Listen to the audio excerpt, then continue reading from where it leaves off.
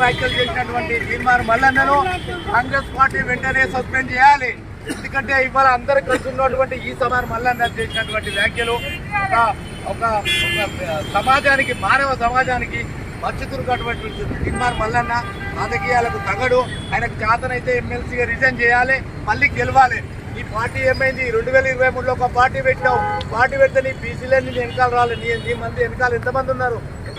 రాజబహదూర్ వెంకటరామరెడ్డి గారికి విన్నవించుకుంటాం ఇవాళ.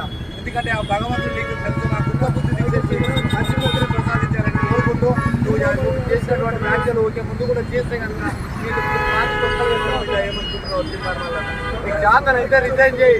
రిజైన్ చేసి మళ్ళీ ఎమ్మెల్సీగా గెలువు. అప్పుడు నీకు ఏంటనేది తెలుస్తుంది.